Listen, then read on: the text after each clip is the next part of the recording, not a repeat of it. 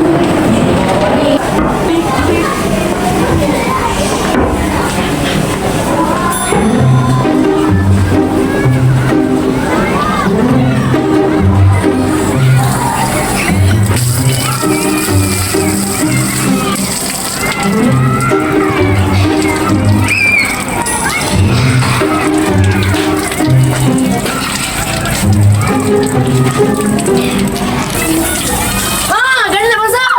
Jangan bercakap. Awak dah jaga sekali. Tapi jangan bercakap. Okey, murid-murid, hari ini kita akan belajar tentang sejarah Malaysia. Untuk itu kami tak larat nak belajar. Kami kan kosong. Okey, kalau macam tu, jom kita mula.